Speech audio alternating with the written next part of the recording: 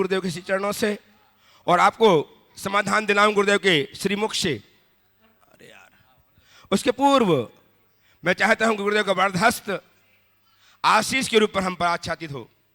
अतः मेरे साथ उच्चारें, नमोस्तु महर्षि, नमोस्तु महर्षि, नमोस्तु महर्षि।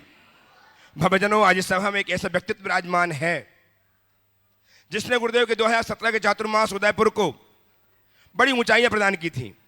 वे हैं श्रीमान महेंद्र कुमार जी, बबीता जी, टाया, उदयपुर। सम्मान उनका आमंत्रित करो, वे आए, गुरुदेव चरणों की अभिवंदना करें, आशीर्वाद प्राप्त करें।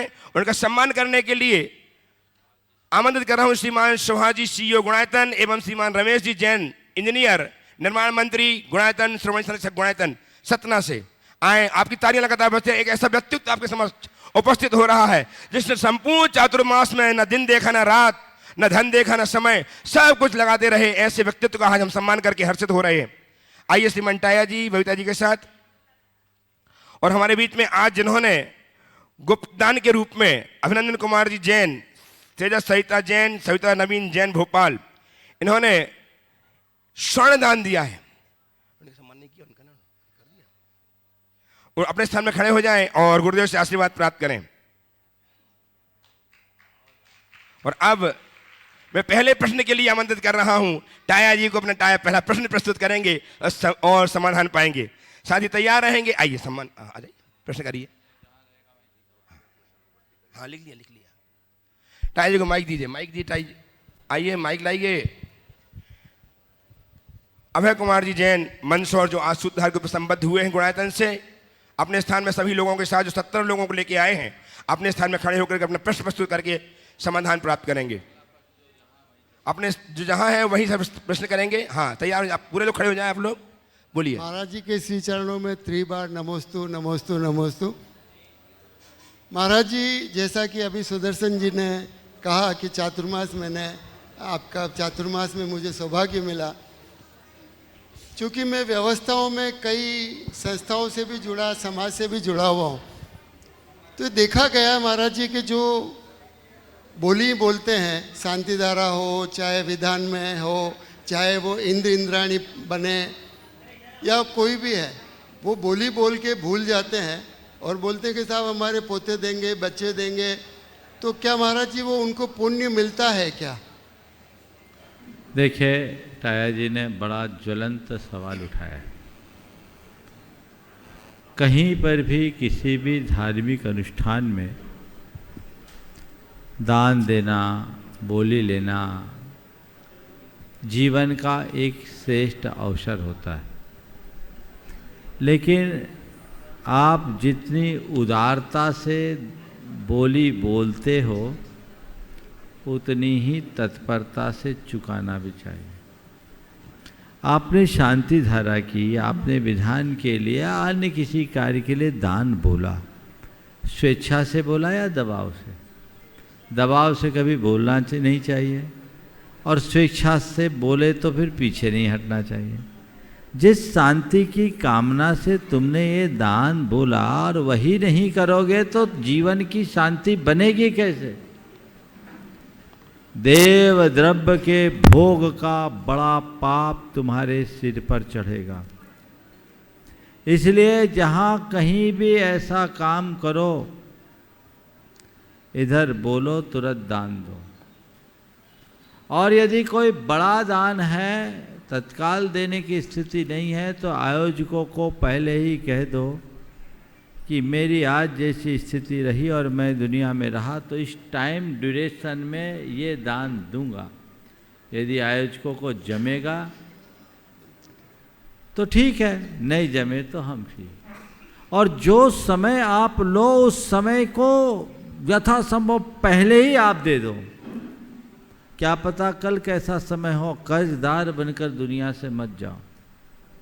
दूसरा, कई जगह के लोगों के साथ एक दुविधा ये होती कि बोलियां तो बोल देते हैं, उनका कोई संपर्क सूत्र नहीं रहता, घर जा कर के वो भूल जाते हैं। अब उनका कर्ज उनके सिर पर है, हालांकि वो अनिच्छापूर्वक भी है, लेकिन वो पाप के भागीदार बन रहे हैं।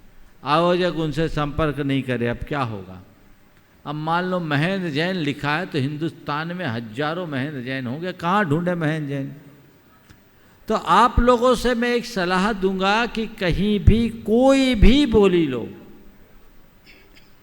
आयोजकों के पास अपना नाम, पता, मैं नंबर के जरूर रिकॉर्ड कराओ, अपनी घोषित राशि उसका मद उल्लेख कराओ और उनसे कहो कि भैया मैंने आज ये सौभाग्य पाया है, मेरा एक निवेदन है कि मैं यहाँ से घर जा रहा हूँ, कोशिश करूँगा जल्दी भेजने का, यदि ना भेज पाऊँ तो एक रिमाइंडर ज़रूर दे देना, एक मैसेज भेज देना, एक कॉल कर देना।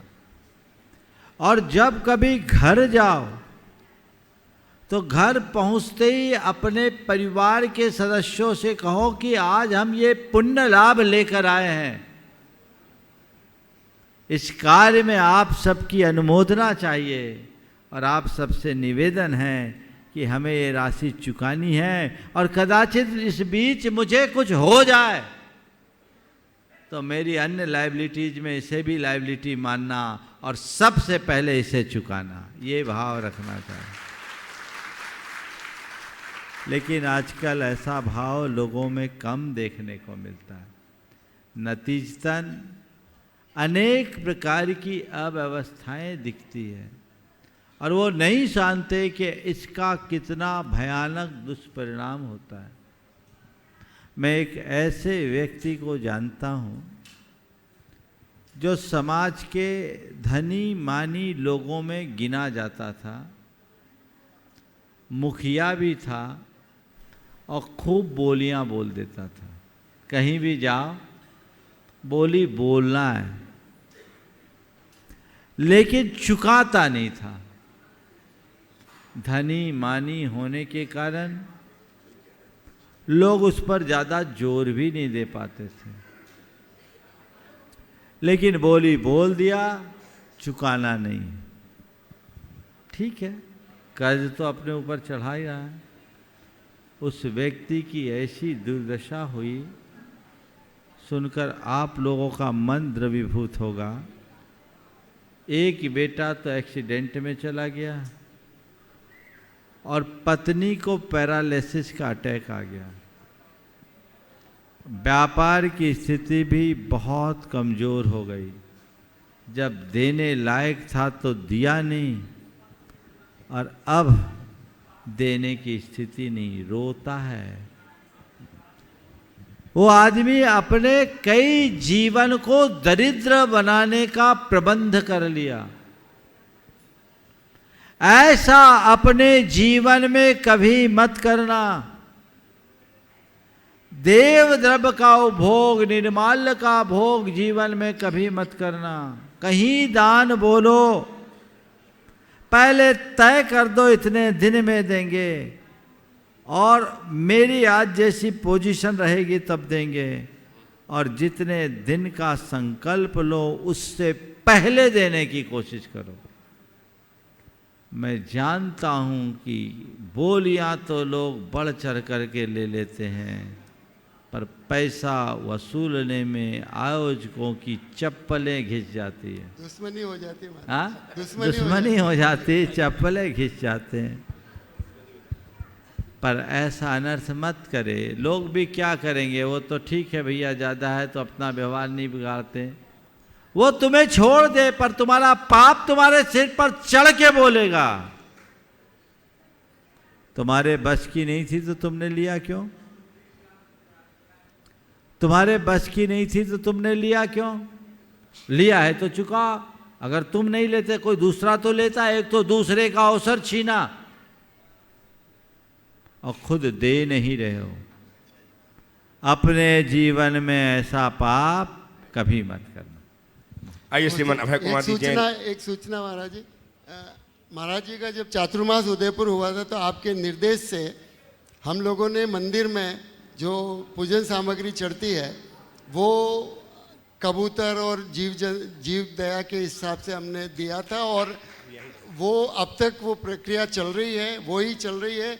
जो हमारे सेवक है उसकी तनख्वाह हम ज़्यादा देते हैं, और वो जो है वो वापस बाजार में बिक के अपने निर्माल्य का दोष नहीं लगता। बहुत सुंदर, एक बहुत अच्छी शुरुआत उदयपुर से हुई थी। और ये बताओ कितने तोते रोज आते हैं? तोतों का समूह आता है, बादाम भी फोड़ फोड़ के खाते हैं। ये प्रक्रिया सबको अपनाना चाहिए। बहुत बहुत आशीर्वाद। मंदसौर से श्रीमान अभय कुमार जी जैन, जिन्होंने आज शुद्धा के अपना संबंध किया। और अभिनंदन जी परिवार क्या है, आ जाइए आप लोग।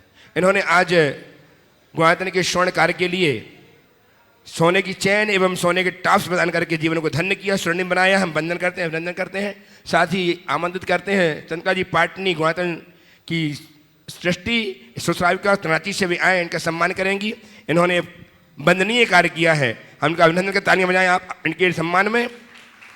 और उपस्थित हों श्रीमान अभय कुमार जी जैन मंदसौर अपने सारे साथियों के साथ, जो आज शुद्धा के रूप में संबद्ध हुए हैं।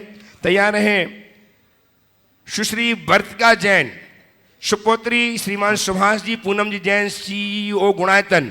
इनकी आज सुपोत्री ने संस्कार लिए, श्रावक के संस्कार गुरुदेव से प्राप्त किए हैं। वो तैयार रहेगी प्रश्न करने के लिए। बोलिए आप।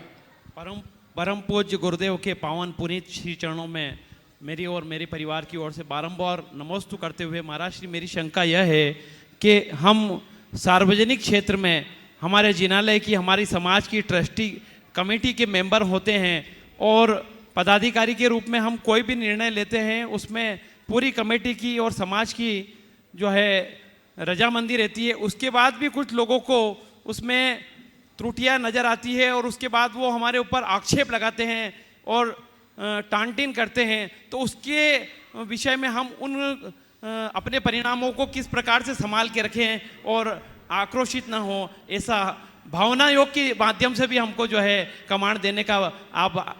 देखो, मैं एक बात बोलता हूँ, चावल बीनते समय 2-4 कंकर निकलते हैं कि नहीं निकलते हैं? जी महाराज। हाँ जी जी। तो 2-4 कंकर नहीं निकलेंगे तो बीनोगे किसको? समझ गए? इसलिए अपना काम करते रहो, बाकी बातों को ध्यान नहीं दो। इतना जरूर कहूँगा कि संस्थाओं में पदासीन लोग पारदर्शिता को अपनाएं, काम इतना फेयर करे कि कभी कोई आए आप अपना रिकॉर्ड खुलकर दिखा सको, तो कोई को उंगली उठाने का मौका ही नहीं मिलेगा। और उसके बाद भी कोई आलोचना करे तो गुरुदेव का हाइकू याद कर लो, आलोचन से लोचन खुलते सो स्वागत है। बहुत बढ़िया, बहुत बढ़िया जी। इसी को अपनी कमांड बना लो, आलोचन से लोचन खुलते सो स्वागत है। समझ गए? जी चलिए जी गुरुदेव। नमोस्तु गुरुदेव। आ जाए सुश्री वर्तिका जी, सुपोत्री श्रीमान सुभाष जी पूनम जी जैन, CEO गुणायतन, जिसने आज अपने श्राविका के गुण के व्रत प्राप्त किए हैं, आज प्रश्न प्रस्तुत कर रही हैं। तैयार रहेंगे श्रीमान रिंकेश जी अंशु जी जैन अशोक नगर। रिंकेश जी अंशु जी जैन अशोक नगर। श्रीमती वर्षिका है। बोलो। नमोस्तु महाराज श्री। महाराज श्री, जो आप बच्चों में संस्कार डालने के लिए माँ बाप को जरूर डालने चाहिए, वो है पाप से भय, संवेदनशीलता, धर्म के प्रति लगाव और कुल का गौरव। तो संवेदनशीलता का गुण बच्चों में कैसे जगाएं? और महाराज जी एक चीज़ और, कि आजकल के छोटे परिवारों में बच्चे अपनी चीज़ों को लेके बहुत ही पॉजेसिव हैं। अपने खिलौने, कपड़े, घर का कोई सामान दूसरे बच्चों के साथ साझा नहीं करना चाहते। तो उनको शेयर करने का गुण, साझा चीज़ें करने का गुण कैसे सिखाएं? नमोस्तु महाराज श्री। बहुत अच्छा। पहले तो मैं कहूँगा एक बार जोरदार करतर ध्वनि से इनका स्वागत करें। इनने अपनी बेटी को ऐसे संस्कार दिए कि बेटी ने अपने 8 वर्ष पूर्ण होने पर माँ से कहा कि मुझे महाराज जी के पास ले चलो, मुझे आहार भी देना है और जैन बनना है। इस बार ये अपनी बेटी को लेकर नहीं आई हैं, बेटी अपनी माँ को लेकर आई हैं। एकदम सही है महाराज श्री। और ये हमारी सुभाष जी की दोयती है ना? तो आज बहुत अच्छी बात है। ऐसी प्रेरणा हर माँ बाप को लेना चाहिए और बच्चों को इस तरीके से तैयार करना चाहिए ताकि बचपन से ही उनके हृदय में धर्मानुराग बना रहे। आपने जो सवाल किया, बच्चों के मन में संवेदनशीलता कैसे जगाए, उसका बड़ा एक सरल सा तरीका है।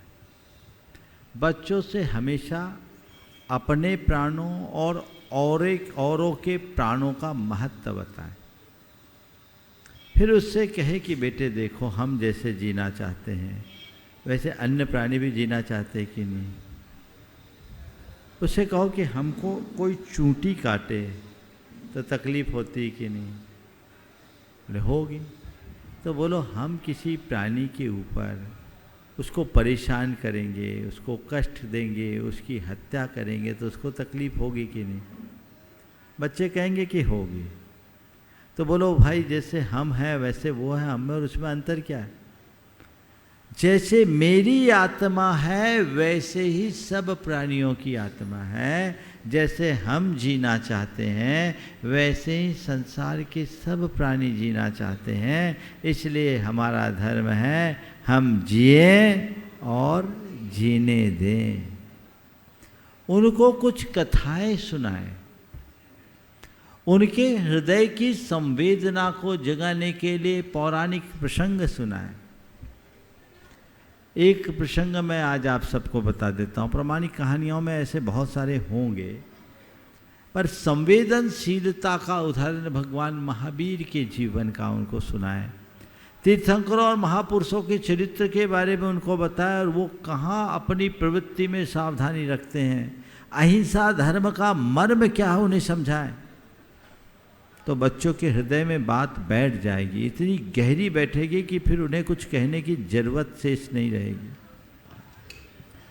भगवान महावीर जब बाल अवस्था में थे, अपनी माता त्रिशला के साथ राजोद्यान में टहल रहे थे।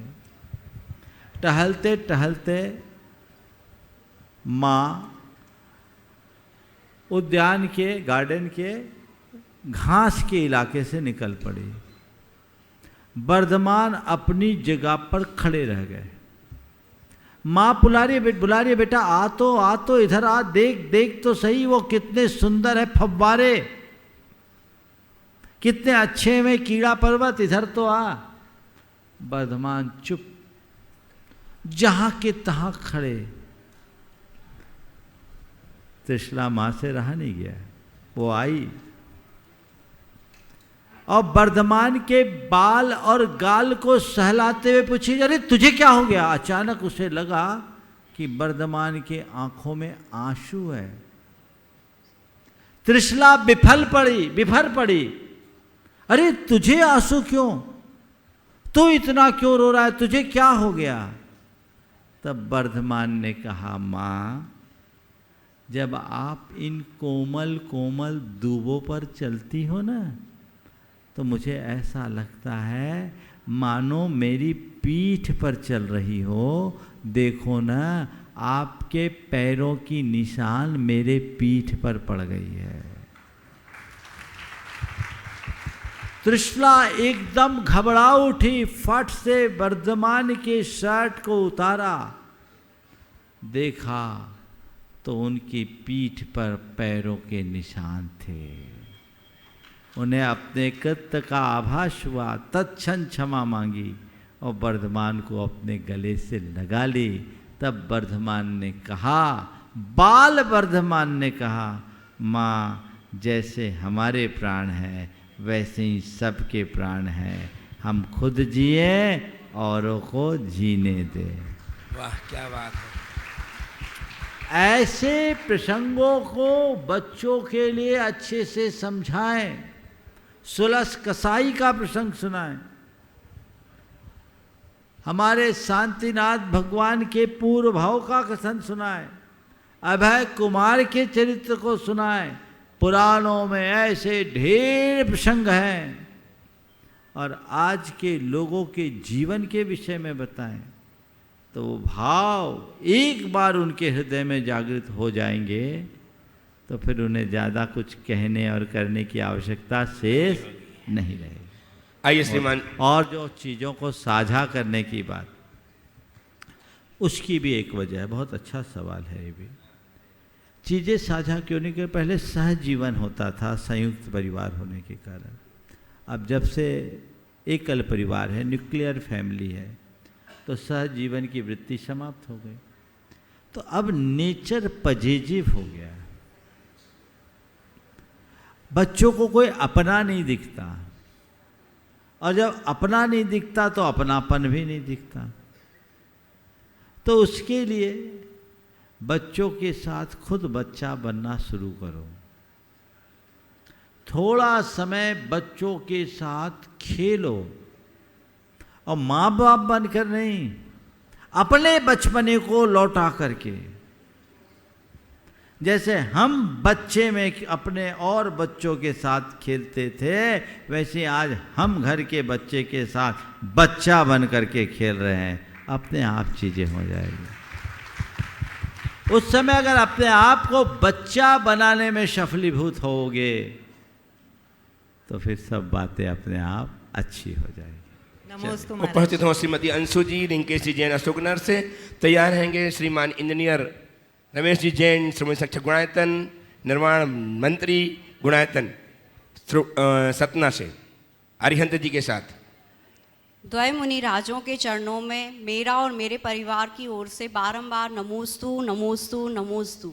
हे महाराज श्री, मेरा प्रश्न यह है कि हमारे यहाँ उत्तर प्रदेश में एक स्थान है जहाँ पर माना जाता है कि कुछ निश्चित तिथियों पर कुछ देवों द्वारा ये उपदेश दिया जाता है कि हम जो मनुष्य हैं वो अगर कुछ हम पर्टिकुलर नियम नहीं लेते हैं तो आप ना अभिषेक करने के लायक हैं, ना आप पूजन कर सकते हैं, ना आप भक्तांबर जी पढ़ सकते हैं, या मतलब जो हमारे यहाँ जो पूजन विधि जो भी बताई गई हैं वो आप उस करने के लायक नहीं हैं, आप अपवित्र हैं।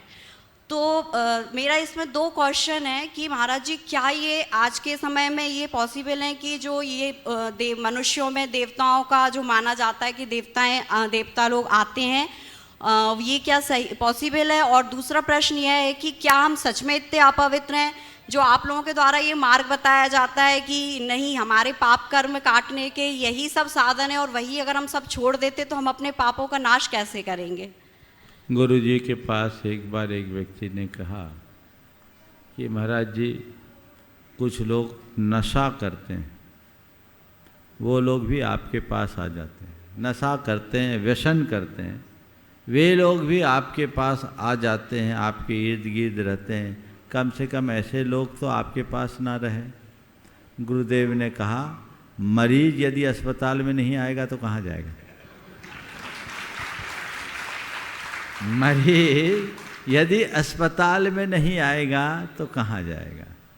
तो जहाँ तक सवाल है, व्यसनों में लिप्त लोगों को अभिषेक करना चाहिए या नहीं करना चाहिए, तो मैं इसका उत्तर यही दूंगा कि अभिषेक करने वालों को व्यसन नहीं करना चाहिए, पर व्यसन करने वालों को अभिषेक से नहीं रोकना चाहिए।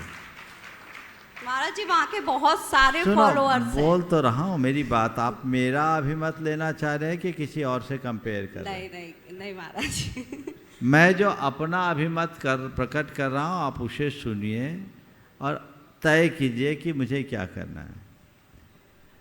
अभिषेक करने वाले को व्यसन नहीं करना चाहिए, व्यसन करने वाले को अभिषेक से दूर नहीं करना। उसका अभिषेक मत छुटाओ, अभिषेक में इतना लगा दो कि अपने आप उसका व्यसन छूट जाए। सकारात्मक दृष्टिकोण तो यही है। हालांकि कोई भी यदि आपको त्याग करने की प्रेरणा देता है तो ये स्वागत योग्य है। किसी भी बहाने अगर त्याग होता है तो स्वीकार कर लेना चाहिए, त्याग करना चाहिए, इसमें कोई हानि नहीं है, ये तो प्रोत्साहन के ही योग्य है। अब रहा सवाल देवी देवताओं का आने का, मुझे नहीं मालूम कहाँ कहाँ कौन कौन से देवता आते हैं, पर एक बड़ा प्रसिद्ध देवता था, उसके दरबार लगते थे। एक व्यक्ति उन्हें मेरे पास ले आया, वो आया और मेरे सामने वही करने लगा जो दरबार में दरबारियों के साथ होता है। अपना परिचय दिया, ये दिया, वो दिया, बहुत सारी बातें कही। हमने तो उससे एक ही बात कही, ये बताओ तुम देव हो? बोले हैं। क्या नाम? बोला आदिनाथ देव।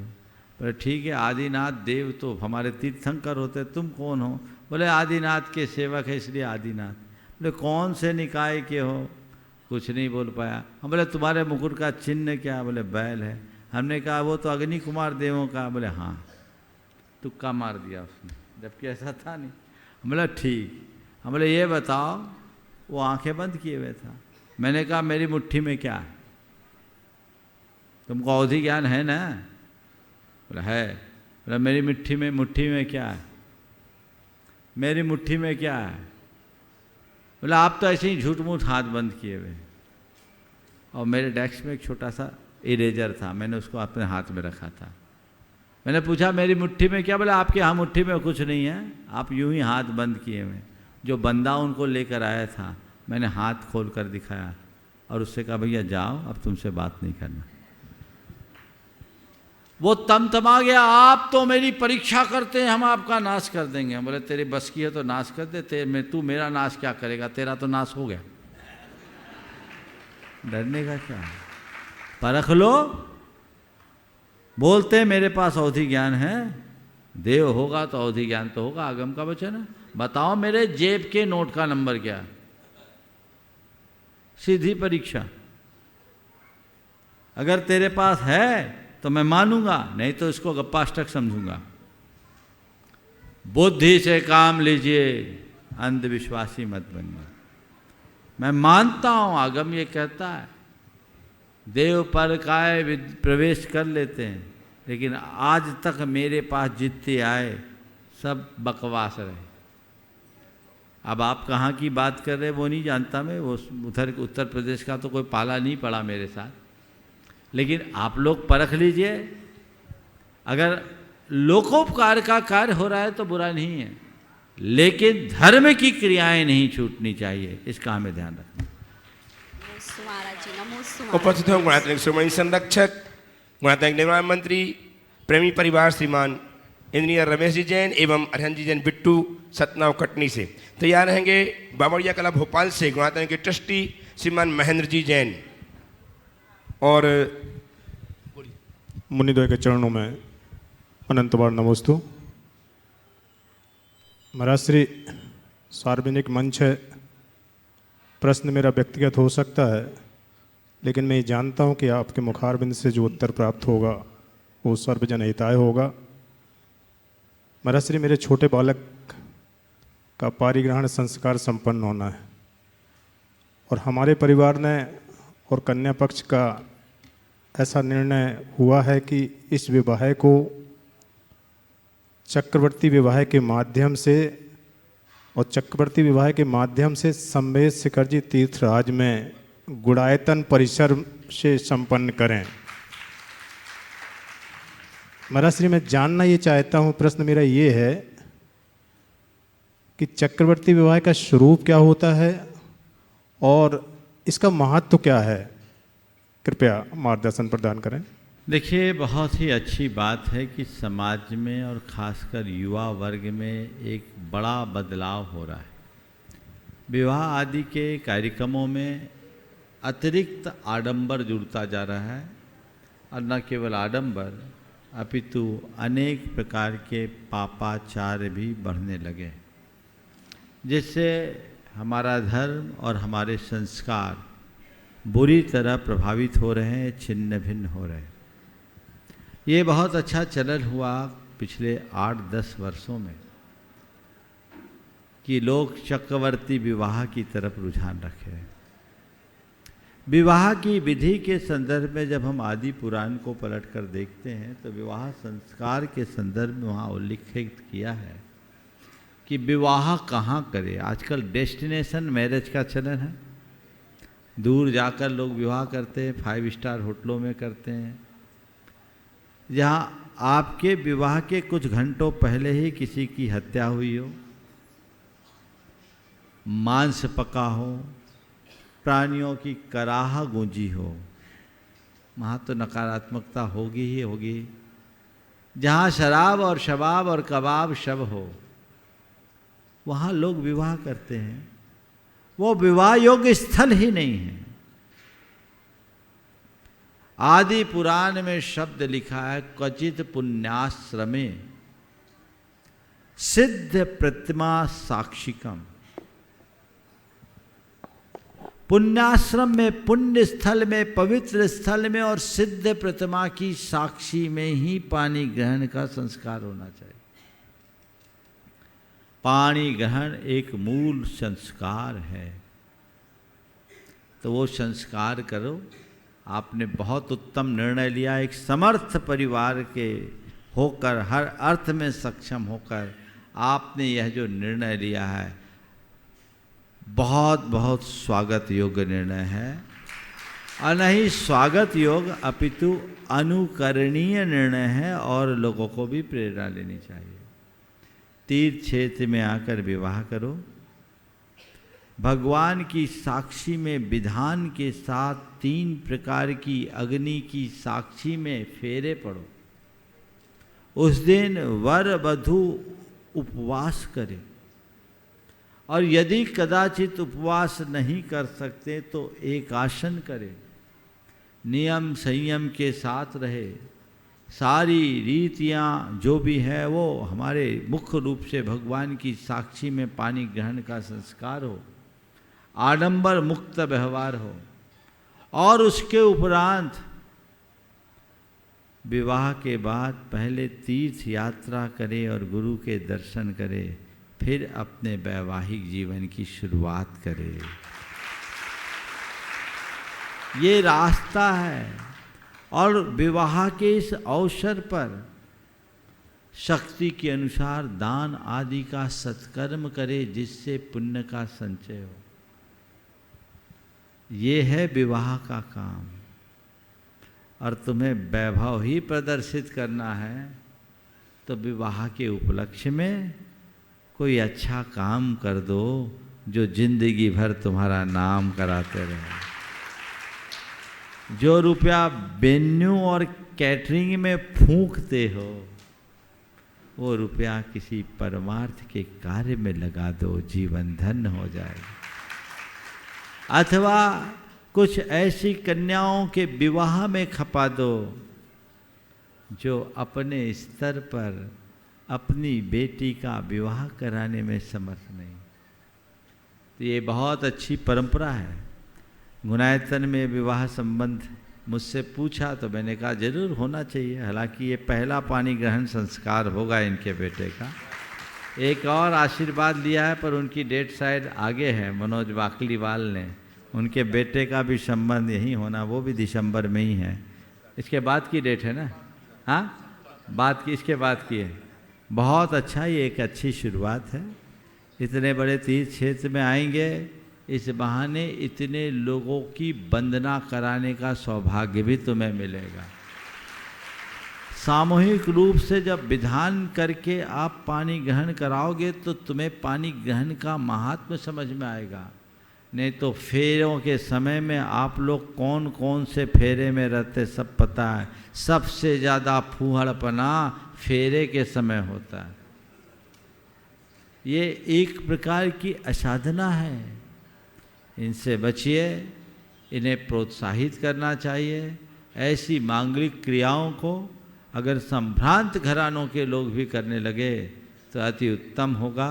देश में, पूरे देश में विभिन्न साधु संतों के सानिध्य में इस तरह के कार्य होने लगे हैं, और मुझे बहुत प्रसन्नता है कि संभ्रांत घरानों ने इसकी पहल की है। और उसमें गुनायतन परिवार में, गुनायतन के शिरोमणि संरक्षक परिवार के द्वारा ये जो पहल हुई है, और लोगों के लिए भी प्रेरणा बनेगी। मैं बाकी लोगों से भी कहूँगा, प्रेरणा लो और आगे बढ़ो। लोगों के बीच एक अच्छा आदर्श उपस्थित करो। बहुत बहुत आशीर्वाद। नमस्ते महाराज। उपस्थित हों, आप कल करना तुम। उपस्थित हों श्रीमान महेंद्र जैन, भोपाल से ट्रस्टी गुनायतन बावड़िया कला भोपाल, और तैयार रहेंगे श्रीमान पंकज जी पाटौदी साड़म से। नमस्ते महाराज जी। महाराज जी, दान करना हमारा धर्म है, ये हम बचपन से ही सुनते आ रहे, पढ़ते आ रहे। पर एक बात और सुनते आ रहे महाराज जी कि हमें बाएं हाथ से दान करें तो दाएं हाथ को पता नहीं लगना चाहिए। पर महाराज जी अभी ये भी हम प्रवचन में और पढ़ते हैं सुनते हैं कि जो दान करते हैं उनकी अनुमोदना करना चाहिए, नाम भी होना चाहिए ताकि प्रभावना बढ़ती है उससे। तो महाराज जी इन दोनों बातों में हम किस तरह अपने आप को समझाएं कि दोनों ही बातें सही है? बिल्कुल, बहुत अच्छा सवाल है। दोनों बातें सही है और अलग अलग संदर्भ में दोनों बातों का पालन करना। जब कोई व्यक्तिगत रूप से दान देने का भाव हो तो ऐसा दो कि किसी को पता न लगे, और उसके लिए मंदिर में गुप्त दान की पेटियां तो पड़ी ही रहती, या जहाँ भी हमको देना है दे दो। किसी की व्यक्तिगत आवश्यकता की पूर्ति के लिए भी तुम्हें कुछ देना हो तो वहाँ एक हाथ से दो, दूसरे हाथ को पता न लगे, ऐसी बात को ध्यान में रखो। लेकिन जहाँ कोई बड़ा कार्य हो, उस बड़े कार्य में जब दान देने की बात आए तो थोड़ा दिखा के दो, क्योंकि तुम्हारे दान देने से दूसरों के मन में भी दान का भाव आता है। खरबूजा खरबूजे को देखकर रंग बदलता है। तुम चुपचाप दे दिए, किसी को पता नहीं लगा, लेकिन एक ने दिया, दूसरे ने दिया, तीसरे ने दिया, चौथे ने दिया, तो पांचवा कहेगा हम भी दे दे, तो छठवा कहेगा हम पीछे क्यों रहे। तो इसमें इस भाव से दान देने में कोई बुराई नहीं। अगर तुम्हारे अच्छे कर्म से, तुम्हारे दान से लोगों को अच्छी प्रेरणा मिलती है तो वो अनुकरणीय है। जब किसी और को प्रेरित करना हो तो इस सिद्धांत का पालन करो। आने वाली पीढ़ियों को अगर दान की प्रेरणा मिलती रहे, इस भाव से तुम कहीं नाम देते हो तो भी दान देने में कोई हानि नहीं है, दान देते रहो। समझ गए? तो जहाँ जैसा संदर्भ हो उसके अनुरूप आए। नमस्ते महाराज। आइए श्रीमान पंकज जी एवं श्रीमती नीतू जी पाटोदी साड़म से ट्रस्टी गुणायतन और तैयार रहेंगे जो आज आ चुके हैं, जिन्होंने अपने आप को संबद्ध किया गुणायतन से। श्रीमान श्रीमती सुषमा जी, महेश कुमार जी, शुभम जी जैन अजमेर से निकट आ जाए, उनका सम्मान करके हर्षित होंगे। नमोस्तु महाराज श्री, मेरे और मेरे परिवार की तरफ से नमोस्तु नमोस्तु नमोस्तु। महाराज श्री, शरीर पर जब चोट लगती है उसको तो हम लोग सह लेते हैं, लेकिन जब श्रद्धा पर आघात लगे, श्रद्धा पर जब आघात लगे तो उससे हम लोग कैसे निकलें? शरीर के चोट को सहा जा सकता है, श्रद्धा पर लगे आघात को सहना बहुत कठिन। आपने पूछा है कि श्रद्धा पर आघात लगे तो उसे हम कैसे सहें। निश्चित ये ऐसा गंभीर सवाल है जिस पर बहुत जल्दी से उबरना कठिन होता है, लेकिन हमें कभी ऐसा कुछ हो तो बहुत व्यापकता से सोचना चाहिए, सोच को सकारात्मक बना करके चलना चाहिए, हर बात को व्यापक नज़रिए से देखना चाहिए और आघात के कारणों की तह में जाना चाहिए। कई बार ऐसा होता है कि जिसके कारण हमें आघात पहुंचा वो अवास्तविक होता है। अगर कारण अवास्तविक है तो उसका निराकरण करना, यदि परिस्थिति जन्य है तो उसकी समीक्षा करना, और अगर श्रद्धा पर आघात पहुंचा है तो अपने मन को कड़ा करने का प्रयास करें ताकि दोबारा ऐसा आघात न हो सके और अपने जीवन व्यवहार को अच्छा बनाया जा सके। रुचि जी उपस्थित हो जबलपुर से प्रश्न के साथ, और तैयार सम्मान करने के लिए सादर आमंत्रित हैं श्रीमान एनएल जैन साहब एवं श्रीमान रमेश जी जैन सतना। शीघ्र से आए सम्मान करने के लिए। सुधार श्रीमती सुषमा जी, महेश कुमार जी जैन, शुभम जैन अजमेर। शीघ्रता की जल्दी आइए।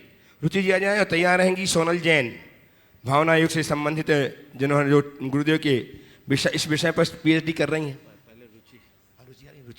रुचि जी आ जाए जबलपुर से, शीघ्र से आए। एनएल जैन साहब एवं रमेश जी सम्मान करने के लिए साधारण मंत्री। आपकी तालियां लगातार बजते रहे। इन्होंने आपको अपने आप को आज संबद्ध किया सूत्रधार के रूप में गुणायतन के। बहुत बहुत साधुवाद के साथ हम सम्मान कर रहे हैं। रुचि जी अपना प्रश्न प्रस्तुत करें। रुचि जी। हाँ पूछो। कहाँ है? वही बोलिए। परम पूज्य गुरुवर 108 प्रमाण सागर जी, अरय सागर जी महाराज की जय। गुरुदेव के चरणों में गिरनार परिवार देवरी का तिरवार नमोस्तु नमोस्तु नमोस्तु। गुरुवर, आज मेरा प्रश्न यह है कि जब हम मंदिर जाते हैं, अभिषेक पूजन करते हैं और अचानक हमारे भाव में विकृति आ जाती है, तत्समय पश्चात ही हम भावों को नियंत्रित तो कर लेते हैं, पर गुरुवर मेरा शंका यह है कि इसमें कौन सा दोष होता है और इसको कैसे हम इसका उपाय करें। देखिए, मंदिर में यदि कदाचित ऐसे भावों में विकृति आती है तो कई बार निमित्त या संस्कारों से प्रेरित होकर आ जाते। हमें तत्क्षण अपनी निंदा ग्रह करनी चाहिए, भगवान से क्षमा मांगनी चाहिए, उसका प्रतिक्रमण करना चाहिए, जिससे रास्ता खुलेगा। हाँ, कल्याण जी उपस्थित हो। सोनाली नमोस्तु भगवान, नमोस्तु। पहले कल्याण बीना से और तैयार हैं। उपस्थित हो श्रीमान कल्याण जी झांझरी, सुलोचना जी झांझरी, सोनल आइए सीखते से। व्रती श्रावक श्रीमान कल्याण जी झांझरी, सुलोचना जी झांझरी, नहीं दे दो माइक। जल्दी आइए। बोल, तुम बोलो। परम पूज्य गुरुदेव के चरणों में त्रयोग पूर्वक नमोस्तु। गुरुदेव कहते हैं जब भी किसी नई रचना का निर्माण होता है, उसका कोई इनोवेशन होता है, तो उसके पीछे कोई विशेष उद्देश्य होता है, मोटिव होता है। जैसे हमारे तीर्थंकर की दिव्य ध्वनि कीर्ति है तो उसमें कोई भव्य जीव निमित्त बनते हैं, किसी शास्त्र की रचना होती है तो किसी शिष्य का निमित्त होता है। गुरुदेव, मेरा क्वेश्चन ये है कि आपके भीतर ऐसी क्या विशुद्धि का बीजारोपण हुआ जिससे भावना योग स्फुरित होकर आया, जो कि वर्तमान में एक 3D हेल्थ केयर टेक्निक के माध्यम से प्रस्तुतिकरण में आ रहा है, जिसके द्वारा माइंड, बॉडी और तुम्हारा सवाल बहुत अच्छा है। इसको कल के लिए लंबित करते हैं, कल इस पर चर्चा करेंगे। आइए कल्याण वाली झांझरी, श्रीमती सुलोचना जी झांझरी, कोलकाता प्रतिष्ठानक, और आखिरी आइए जल्दी सीखता कीजिए। बोलिए। नमोस्तु महाराज जी, नमोस्तु महाराज जी, नमोस्तु महाराज जी। महाराज जी, प्रश्न मेरा यह है कि लोक का आकार पुरुषाकार है, लोक का आकार पुरुषाकार है और तिरछा है, तो तरस नाड़ी है जो तो चौकोर है, तो ये हमको समझ में नहीं आ रहा है। लोक का आकार पुरुषाकार है, तृष्णाली चौकोर है। तृष्णाली लोक के बीचों बीच में अजय, जैसे पेड़ के मध्य में उसका सार होता है, तो जैसे इतना बड़ा हॉल है, हॉल का आकार आयताकार है, इसके बीच में हम वर्गाचाकार वस्तु रख सकते कि नहीं। तो लोक नीचे 7 राजू, मध्य में 5 राजू और लोक के शिखर मध्य में 1 राजू, फिर ऊपर 5 राजू और लोक के शिखर पर 1 राजू चौड़ा है, पर उत्तर दक्षिण सर्वत 7 राजू। वो एक प्रकार से आयताकार तिरछा है ना, तो हाँ, तो आयता बीच में, उसके बीच में एक खंबे की तरह तृष्णाली। इस प्रकार आज के सत्र को परम पूज्य गुरुदेव के चरणों में नमन अर्पित करते हुए यहीं पर विराम। बोलिए परम पूज्य आचार्य गुरुवर श्री विद्यासागर जी। जय जय जय परम